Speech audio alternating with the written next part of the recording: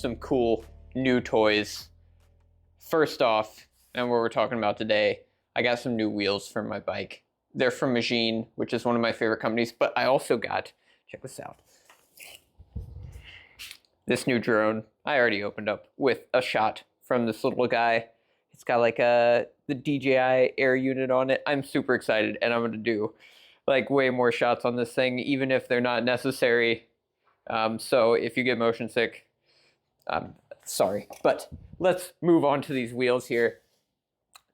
This is obviously my Haro, and now I switched to 12 speed with some Shimano components on it. It was kind of forced because Machine sent me these wheels with a Shimano freehub body, but I have a bunch of 12 speed Shimano cassettes laying around. I've been searching for the best efficiency I can get from my drivetrain. Shimano chains and cassettes shift really nice, and their chains usually test more efficient than SRAM chains. I don't know about the new ones, but the old ones, they used to do that. So now I have those Shimano components on there. I do have a SRAM 12-speed derailleur with the Shimano chain and cassette. It works totally fine, so if you want to ever try that. Anyway, let's talk about the wheels. This is the Machine EXAR. I love Chinese stuff, if you can't tell from all the Chinese things I've had on this channel. And this one is probably the point of Chinese stuff kind of like out-competing any of the European stuff in my mind, just because this wheel set, I had an old wheel set from Loon, the Loon Hypers. I had some complaints about those that actually have been solved on these new Machine wheels. But these wheels are like the cutting edge of technology. Machine is a company that I use a ton. I actually use their, one second. I use their computer. This is a Machine like 605, 506. I love this thing. I actually recommend people buy it. Sierra bought one.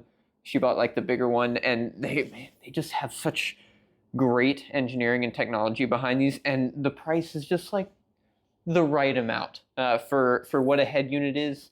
It's like 150, 200 bucks. Not insane like the Wahoos or Karus, but or the Hammerheads or whatever you have. The wheels are kind of in the same vein, perfectly engineered in my mind. There is, I think, one point that I'm kind of concerned about, but the rest of this wheel set is pretty much everything I want in a racing wheel set. I've gone with the 60 mil wheels, and the reason I did that is actually because the front wheel lines up as a 32 mil outer, which means I can run 30 mil tires aerodynamically and they're fine. The back wheel, the outer is 30 millimeters. I'm not really worried about aerodynamics of the back wheel. I think they're pretty with this golden decal on them. They weigh in at like just under 1,500 grams for a 60 millimeter wheel set. That is pretty darn good, especially for disc brake, and they cost right about 1,200 bucks. Machine did send these wheels to me, but I'm going to be racing them, and I'm pretty amazed with how stiff they are. They do have a 2-to-1 spoke ratio, which I'll just show you. I put this on the trainer anyway, so we'll take it off.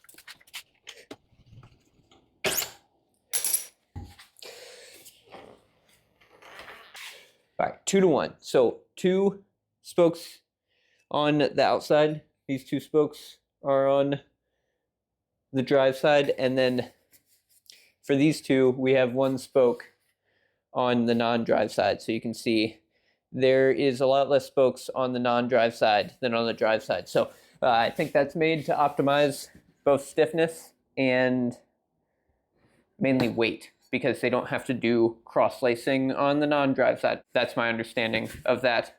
Also, the complaint I had with the Loon wheels, which are made by Windspace, have been solved with this.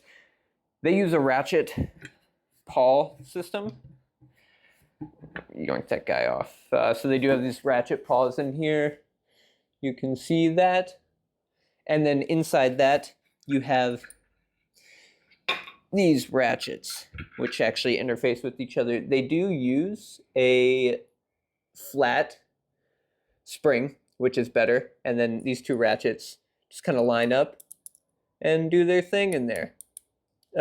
This is what was created by DT Swiss back in the day, and they actually line up perfectly with DT Swiss. I think these are a 36 paw, so if you wanted to put in different paws, get more engagement, if you like a really loud wheel, you can change this wheel around like that. They do also have pretty good bearings in here. Actually, let's talk about the one thing that I'm concerned about. A lot of wheels do this with carbon spokes. It's just kind of the way that they have to design these wheels. But I actually have seen it happen before on people's wheels, and these are a little bit fixed compared to the WindSpace ones. But if you see this, which is the hub, the spokes are put in right here, and then they just, like, as soon as this gets detensioned, it could just pop off. The other ones, they had no like lip here, so they would just fly straight out. I've never actually seen this be a problem, but theoretically, if you had a few spokes go at the same time, the whole wheel could detension and just come apart. So these are somewhat protected from that, but could be a possible concern.